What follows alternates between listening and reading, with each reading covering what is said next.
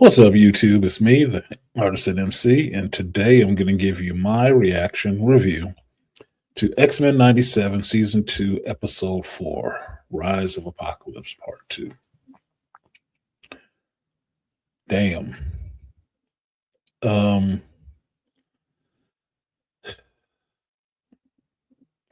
I'm sitting here thinking about what just happened in this episode and really thinking it's pretty brief, but the thought that's competing with that is really thinking about Marvel. And man, y'all should let that man cook. Let that man cook. Look, I've said this a number of times. I'll say it again on this one. Bo DeMayo knows the X-Men. He knows these characters. And the fact that you got him off this show and he is not on it anymore is troublesome. Just troublesome.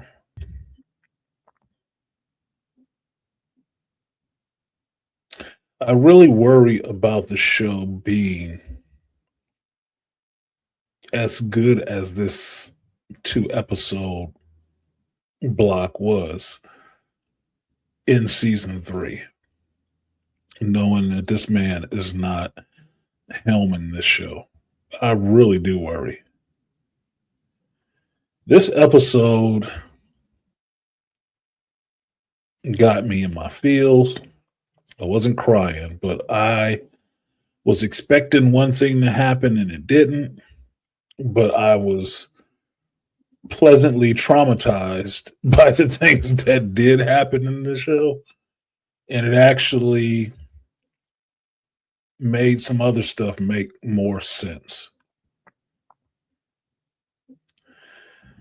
I can tell you that In Sabanur has never been more interesting. I know the origin they tried to give him recently in comics during the Krakoa era. I don't find that one that damn interesting. But this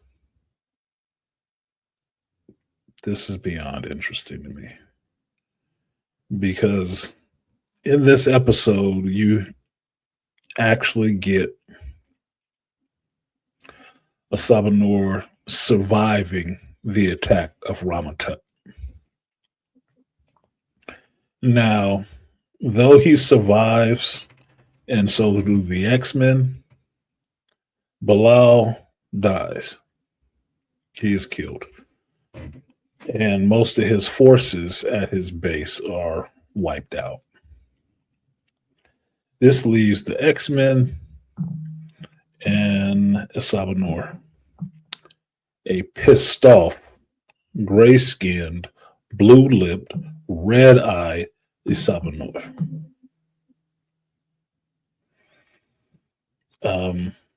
Bishop, like any thinking black man, is ready to go. It's time to leave. Let's peace out and leave him be. And Magneto kind of sets the stage for the X-Men staying. And for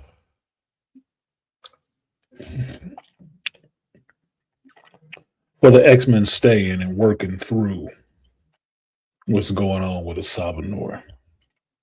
So he is not just left with all this rage and they peace out and never explain to him what's happening. Now, it's a good point on Charles to want to do that, but I'm kind of riding with Bishop on this one. Like, it's time to go. It is way time to go. They don't leave.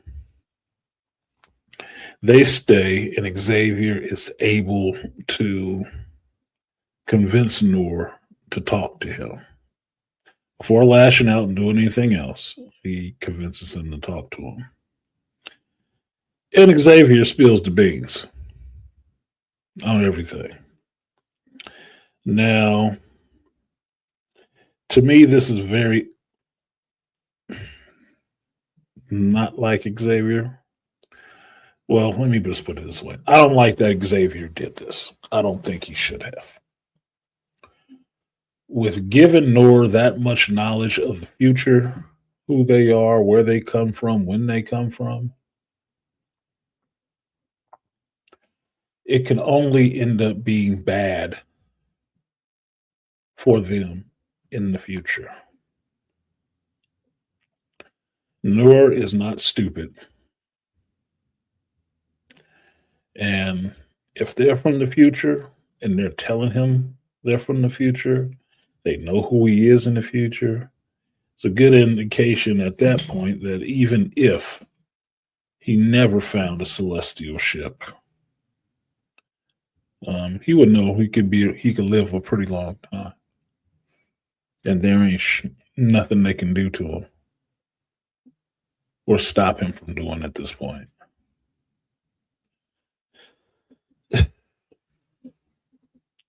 Regardless of that, we get a little bit of a recap of what happened in the Rise of Apocalypse comic when Xavier goes into his mind and goes through his history and whatnot.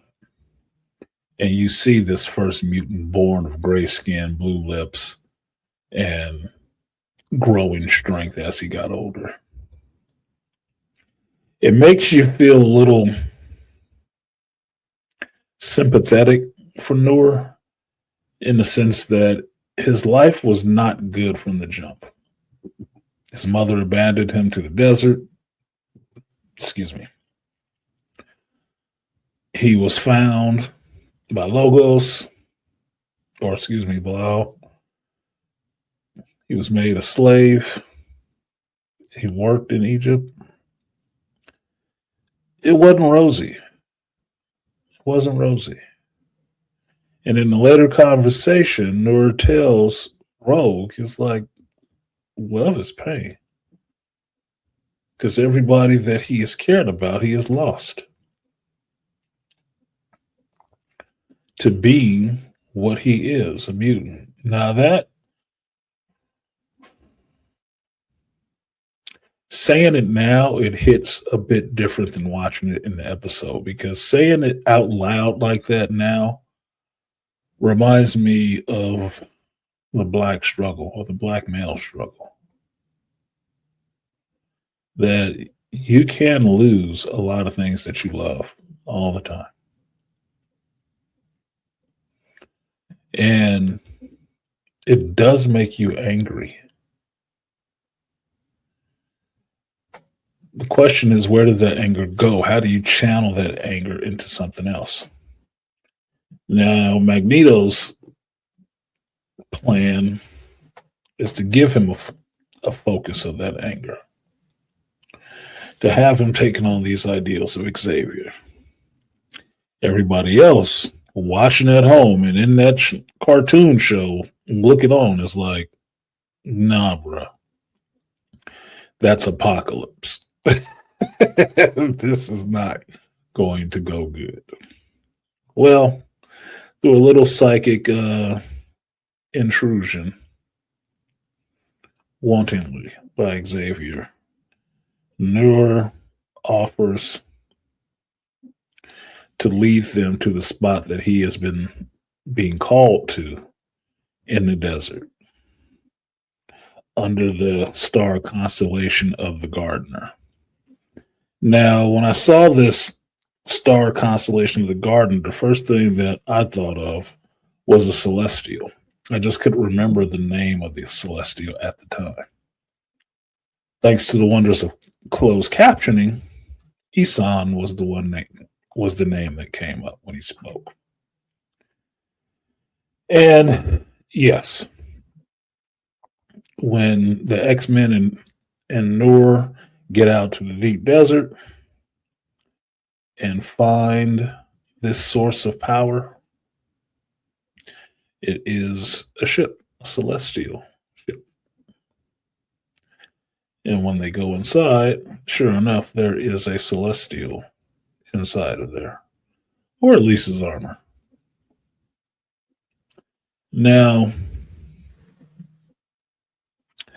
a little bit of an issue develops inside of this celestial ship because once in the inner part of it, there are.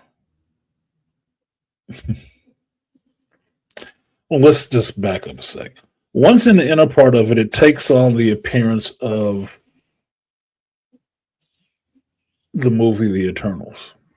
That the same design language, the triangle door, the curving and circular patterns on the walls, and the reliefs that are drawn on the walls depicts Apocalypse, depicts Nur and the X-Men coming to that place. And it shows Nur his history, his destiny. And Xavier shits a psychic brick, calls Magnus there with them. Now, by the time Nur realizes that Xavier has lied to him too, he is about done with listening to either one of these two characters talk to him. And he ascends the podium to go into the shrine. And the X-Men try to stop him. Now, the part that I didn't like about this is that Apocalypse has no respect for Bishop. Bishop got backslapped twice. It was not even funny business, dude. He just got him the heck out of there with one hit. That's messed up. Like, no respect for the XS. Damn. But beyond that little, editorial funny note to me, the X-Men got nothing for them. They have nothing for Nur, mind you. Not Apocalypse yet, just Nur. They got nothing for him. They can knock him back, but they cannot stop him. He is way too strong and too hard for the radio. Okay, he is getting up there to that shrine. And eventually he does. He gets to the shrine, he grabs the crystal that's inside of there, and he is transported somewhere where he talks to Isan. And Isan gives Apocalypse his mission that he will be the eternal shore that all others will have to crash against eventually. The end of all of it. And while I'm listening to this speech by Isan, the gardener, to Apocalypse, it's actually putting some things in place for me that may have been missing for all these years of reading X-Men and comics. And it is that Apocalypse has a purpose the same way Thanos has a purpose in the universe. Now, I've always known that Apocalypse's armor came from the celestial ship that he got a hold of in Egypt. I've always known that. But it takes on a little different flavor this time where you see it animated and how the armor forms onto Nur's skin and how much of what is shown in the Apocalypse armor is actually Nur. It's just his head. All the rest of that is celestial armor, like Celestials would wear. And being given his mission and set on the path of his destiny, Nur leans into Apocalypse, and that is who he is from this point on. That the X-Men have gone and did it, screwed it up, and helped Nur ascend to his throne of being Apocalypse. Now, this is the problem with time travel, especially if you go backwards in time. You play a role, and maybe you think you're trying to stop something from happening, but your efforts to stop it from happening are exactly what lead the event to happen. If the X-Men would have left, there would not be Apocalypse. You wouldn't. You could say maybe he would still find it. Maybe. Maybe Ramatut would find it, and you get a different purple wearing villain taking control of everything. It is what it is. But it would not have been Nerf, the Alpha and Omega mutant in this.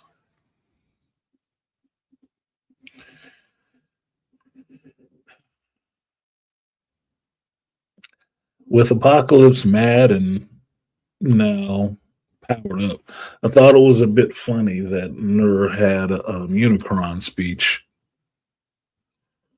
before Isan made his celestial armor that encases his body. Thought it was funny because this is similar to what Apocalypse does when he makes horsemen. Very similar.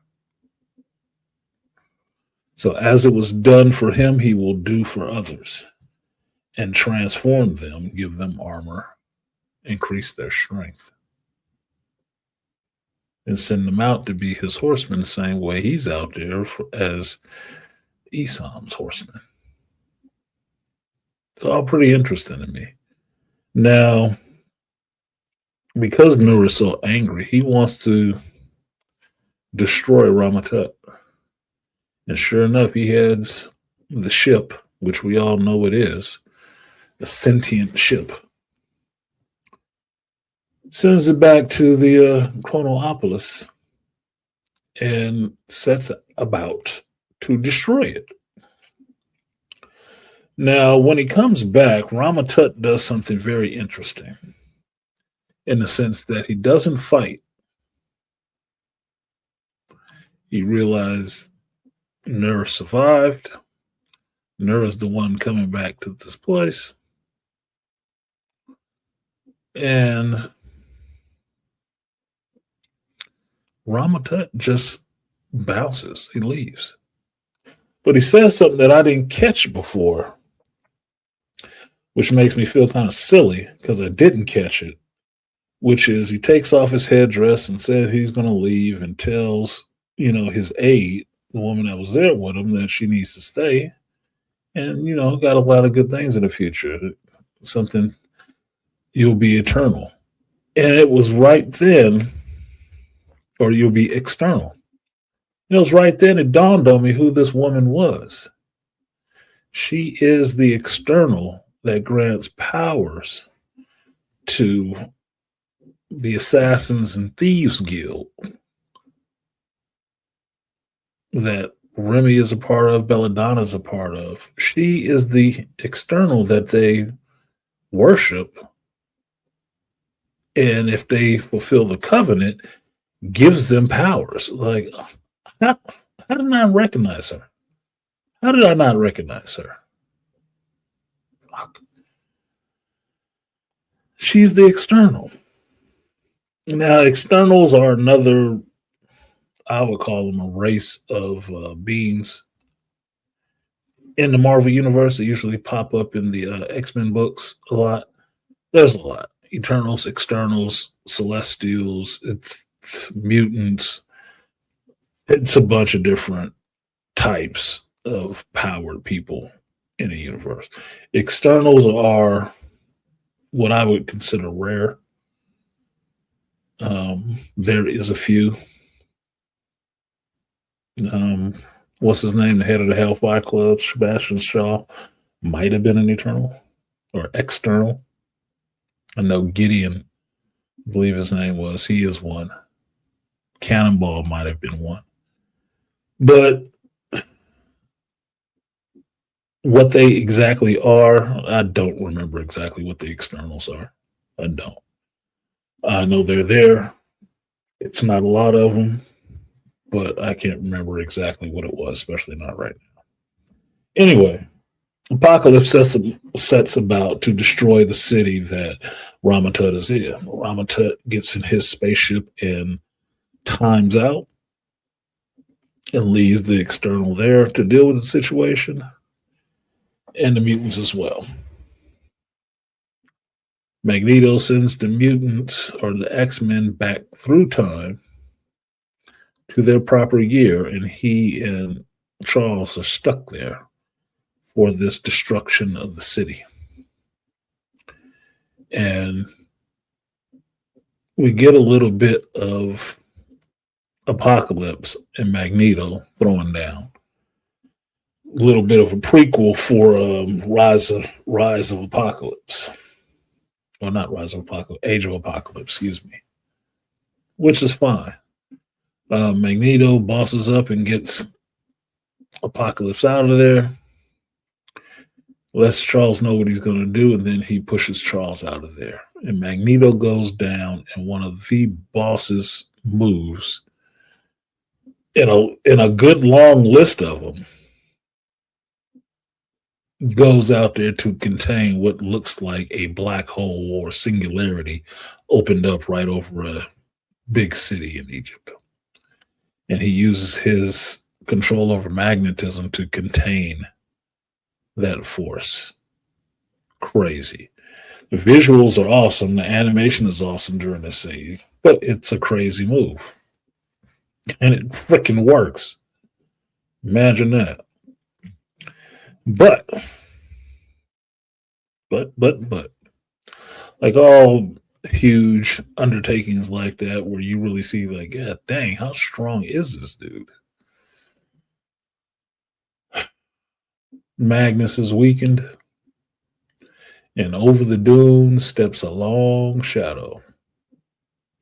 It is the shadow of Apocalypse. Because they have foiled his plans and have lied to him multiple times, Osama Noor starts talking crap to Xavier. And since Magnus lies in between Charles and Apocalypse himself, Apocalypse picks up Magnus, who's just a bit tired, and has some more conversation with Xavier, letting him know what this is and why he's doing it. And he fucking hell, dude. He basically dematerialized Magneto's body. He derailed that boy. There is nothing left but a helmet after Apocalypse morphed his hand into a gun and shot it behind Magnus's back. Now, in a Star Wars way, Magneto just became one with the Force. And Xavier is distraught, crying, bawling. But what happens is something that you know is a precursor for bad things to come. And what happens is that Xavier gets angry and he starts saying some of the most hurtful shit he could think of to Apocalypse about his mama, about his history, his story. I'm like, damn, is he going to turn into Onslaught right now? Because he is just bawling and holding on to Magneto's helmet, and Apocalypse is laughing at him. And Xavier lets him have it with both barrels. But it doesn't slow down Apocalypse. He basically relates to Xavier as an ant and repeats the line that Magneto gave him about only a coward, gets excited about stepping on ants. Why would you?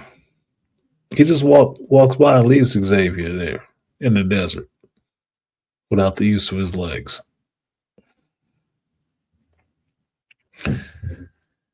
At that point, I didn't think the show could get any higher. I really did. That was a good sequence that had me shocked and amazed by what happened to one of the main characters in the show, Magneto. Now, while I don't believe Magneto is permadead, because he never is, maybe the magnetic field will bring him back together, make his non-corporeal again. Something has to happen, right? But Magneto's not dead for long. He's dead, but not dead for long. This scene shows you the seeds being planted for Onslaught because Charles is angry. And at least how the Onslaught things happens when Magneto rips the adamantium from Wolverine's body, Charles attacks him. And in doing so, some of Magneto's darkness creeps into Xavier and is left behind. And in his subconscious, basically, something begins to grow from that. That hatred, that disappointment, that sadness.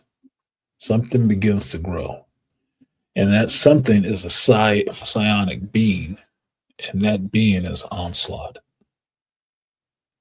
Now, we didn't see it emerge here, which I thought it would. I thought it would emerge here. And if they changed it for this story, it would have worked. I wouldn't have been upset completely. It would have worked because there would have been ample reason and just cause for Xavier to lose his shit and go straight Onslaught.